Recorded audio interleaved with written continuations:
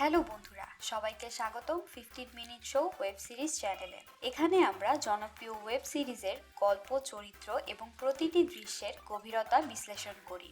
আপনি যদি রহস্যময় কাহিনী, টানটান থ্রিলার বা আবেগঘন ড্রামার ভক্ত হন, তাহলে আপনি সঠিক জায়গায় এসেছেন।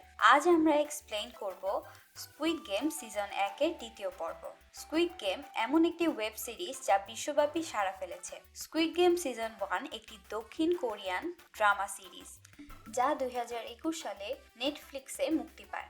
এটি ওয়াং ডং হাইওয়েকের এক অনন্য সৃষ্টি। সিরিজটি মূলত টানটান, উত্তেজনাপূর্ণ এবং মানব জীবনের গভীর দিকগুলো তুলে ধরেছে। চলুন শুরু করা যাক আজকের ভিডিও। যদি আপনিও গল্পের পেছনের গল্প জানতে পছন্দ করেন, তাহলে এই চ্যানেলটি আপনার জন্য।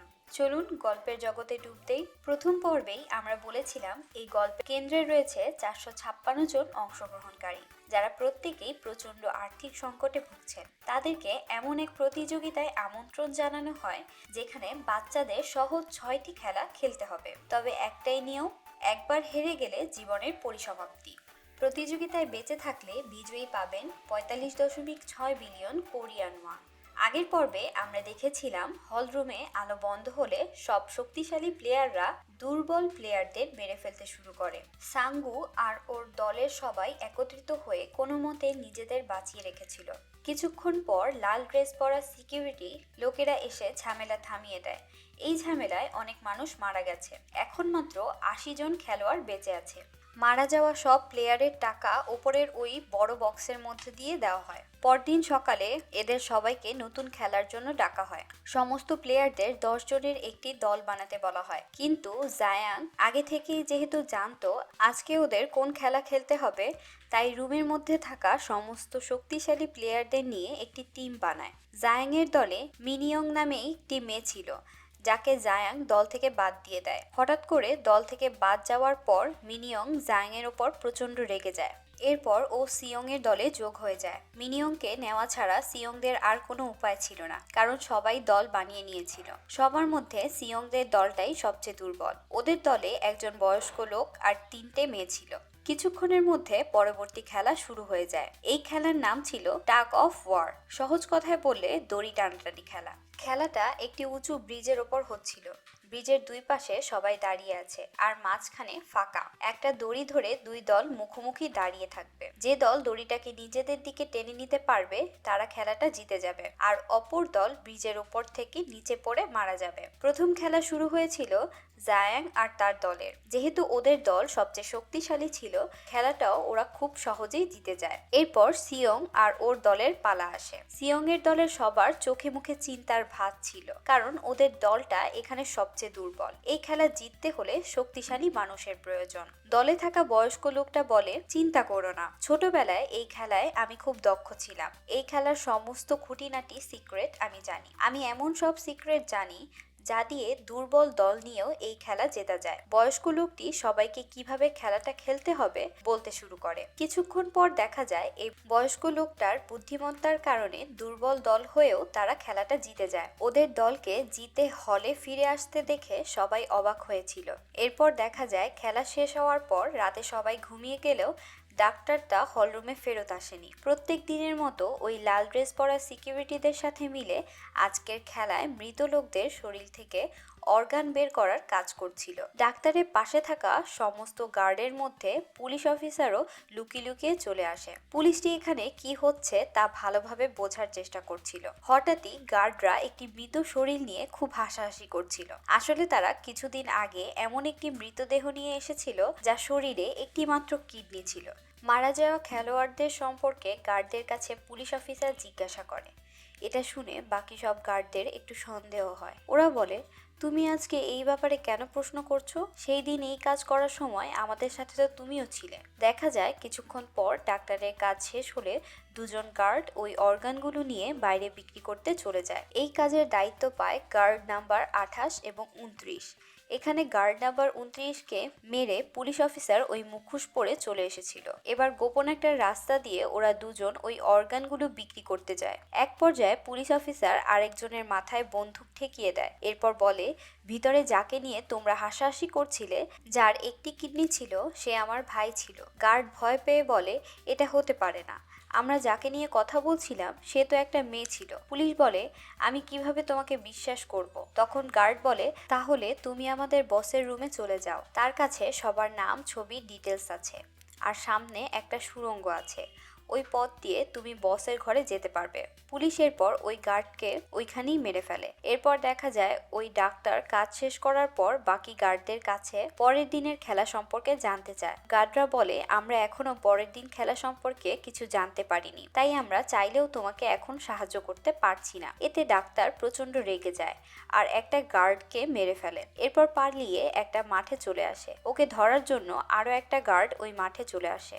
দেখা যায় ডাক্তার প্রচন্ড ভয় পেয়েছিল, কারণ পরের দিন কি গেম খেলতে হবে তা আগে থেকে না জানতে পারলে তার মারা যাওয়ার সম্ভাবনা আছে। এখন এই পিছু নেওয়া গার্ড তাকে নিজের কথায় ফাঁসিয়ে ভেতরে নিয়ে যাওয়ার চেষ্টা করছিল। তখন সব গার্ডদের লিডার মানে ফ্রন্টম্যান চলে আসে। ফ্রন্টম্যান বলে, তোমরা যদি এখানে মারা যাওয়া প্লেয়ারদের অর্গান বিক্রি করতে চাও তাহলে সেটা করতে পারো, আমার এতে কোনো সমস্যা নেই, কিন্তু এখানে খেলার একটা নিয়ম হলো সব প্লেয়ারদের সমান অধিকার ও সমান সুযোগ দেওয়া হবে। প্রত্যেকটা প্লেয়ার সমানভাবে নিজেদের জীবন বাঁচানোর এবং গেম জেতার সুযোগ পাবে। আর তোমরা এই নিয়মটা ভেঙে ফেলেছ। তোমরা নিজেদের সুবিধার জন্য ডাক্তারকে আগে থেকে খেলার নিয়ম বলে দিয়েছ।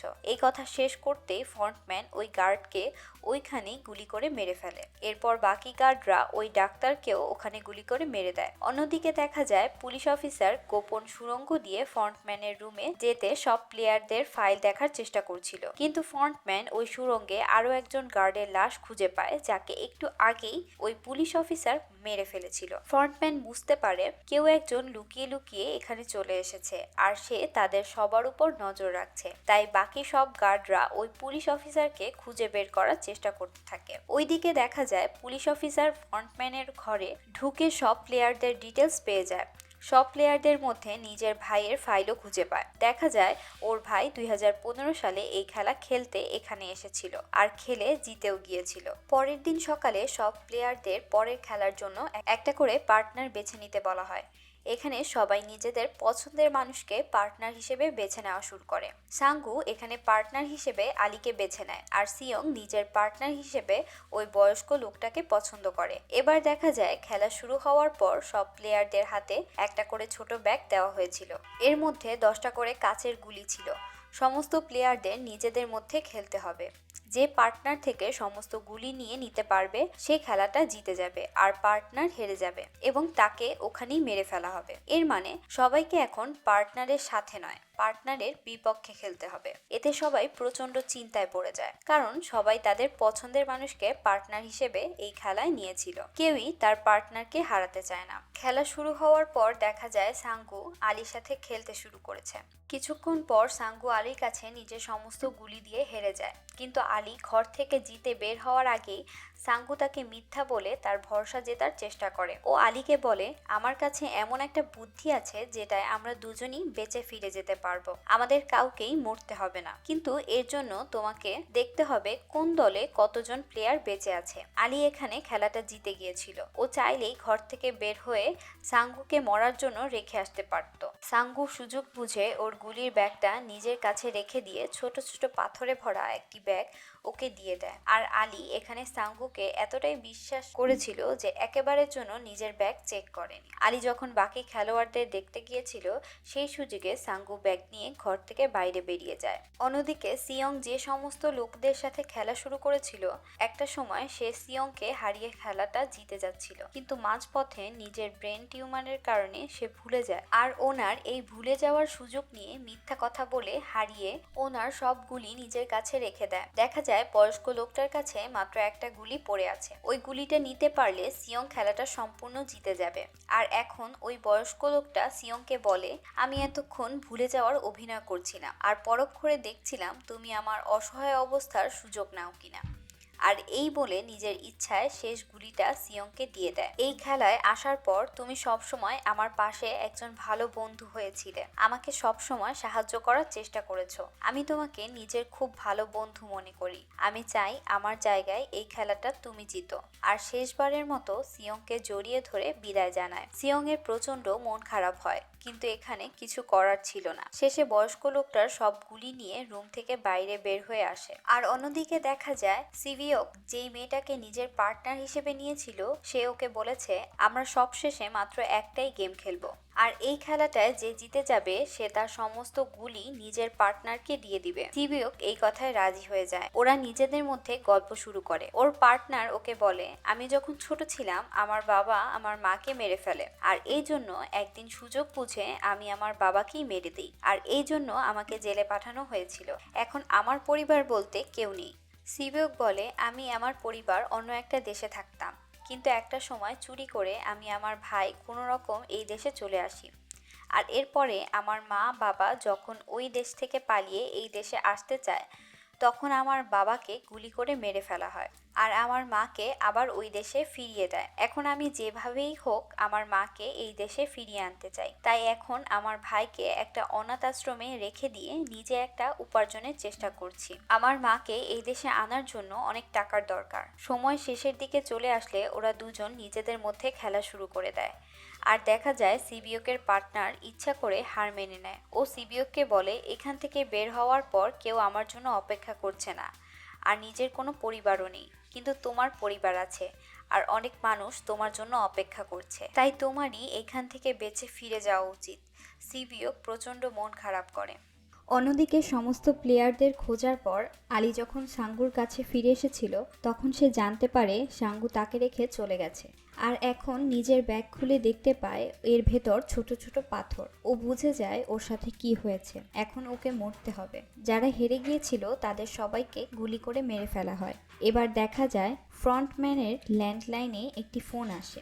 বলা হচ্ছিল সমস্ত ভিআইপিরা খেলা দেখার জন্য পৌঁছে গেছে।